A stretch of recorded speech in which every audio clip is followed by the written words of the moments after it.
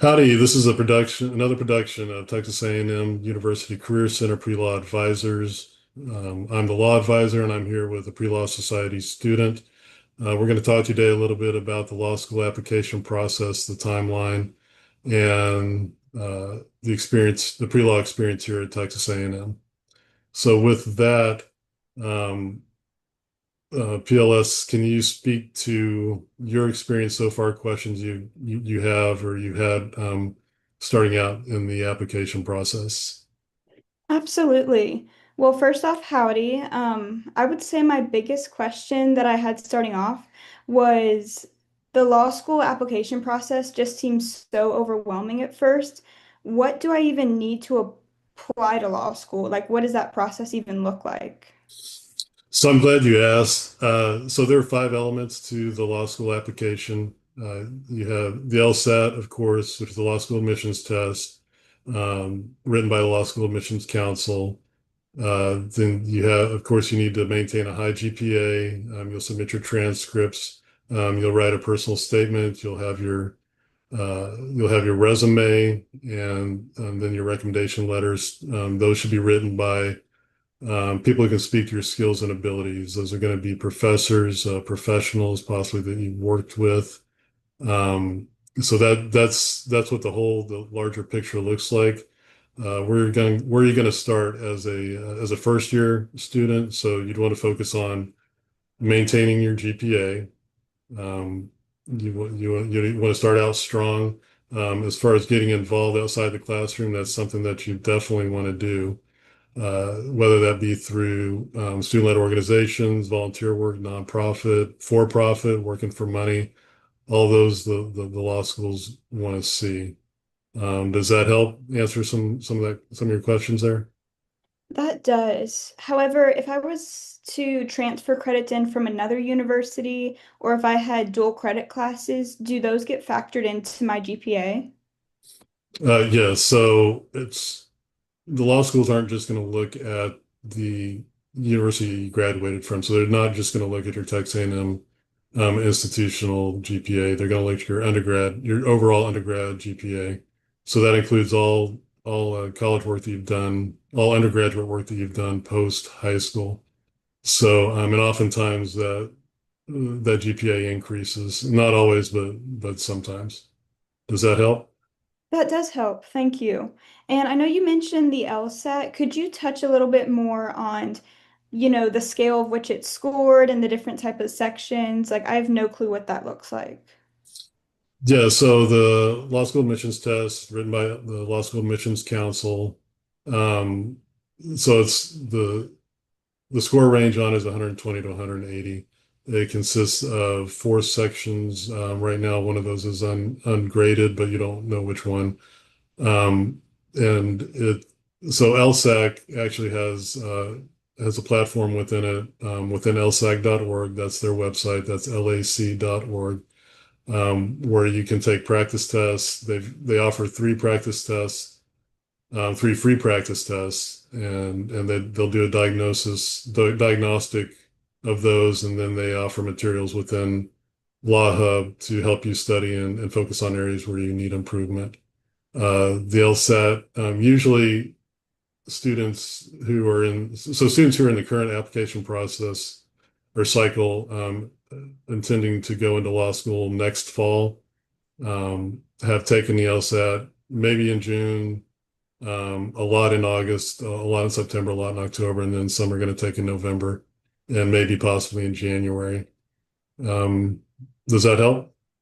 That does help. To kind of jump off of that previous point, is there a recommended schedule you would guide students towards as far as when to get started on this process and when to try and have those applications in by? Yeah, so as far as kicking off the process, you would start studying for the LSAT, like this current cycle. Those students started studying last January, most likely, anywhere from 3 to 6 months prior to sitting for the LSAT. So you get that out of the way. You've maintained your GPA.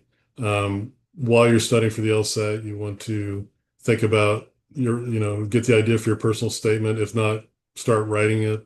You don't want to leave that to the last minute. You'll have your resume written, um, and then going forward. So an idea you want to keep in mind as far as how law schools look at your application is rolling admissions. So law schools have their stated deadline, which like Texas A&M is May, Stanford is February. They open applications beginning in August.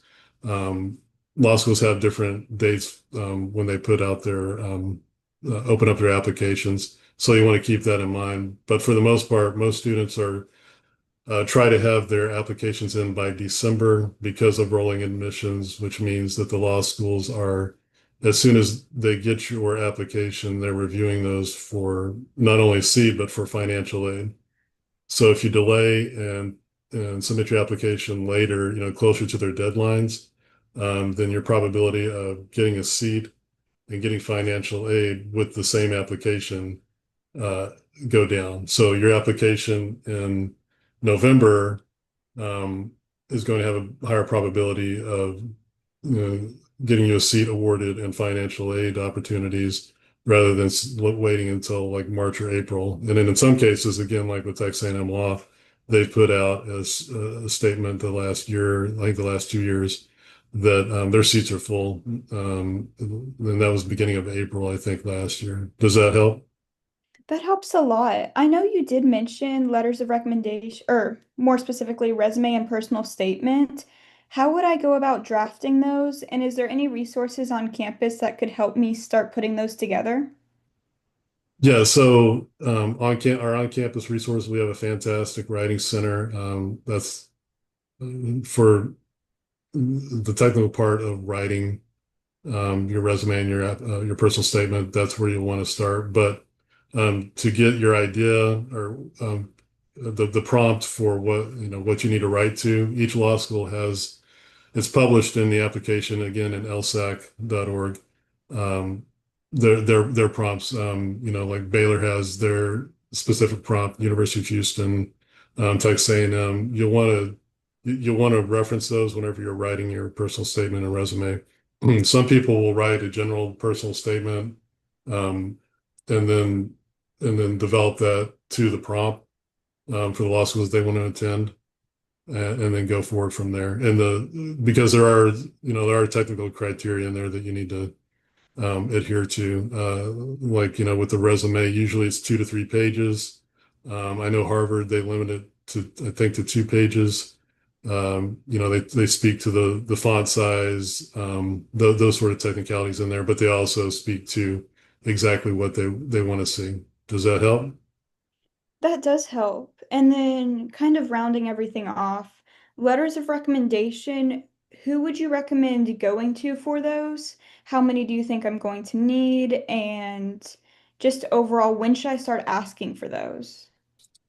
So as soon as you can, I mean, even as a, second year, you could identify who you think you would want to write it. And those people that you want to write are those who can speak to your skills and abilities. You're not just looking for, the letterhead on a piece of paper.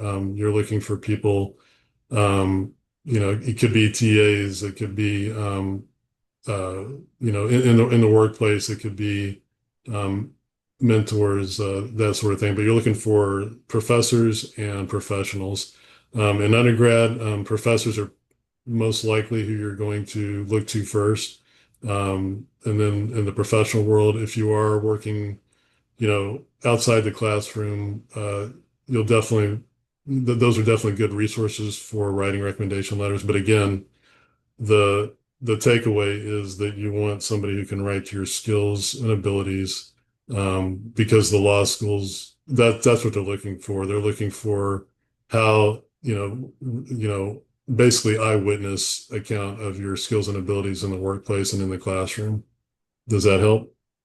Yeah, that gives me a great outline. I believe that's all my questions for today. Okay. Thanks for your time. And for those of you out there who listen to this, please feel free to reach out to the PSA office. Phone number is 979-847-8938 and set up an appointment with a law advisor. Again, that phone number is 979-847-8938. I look forward to talking with you.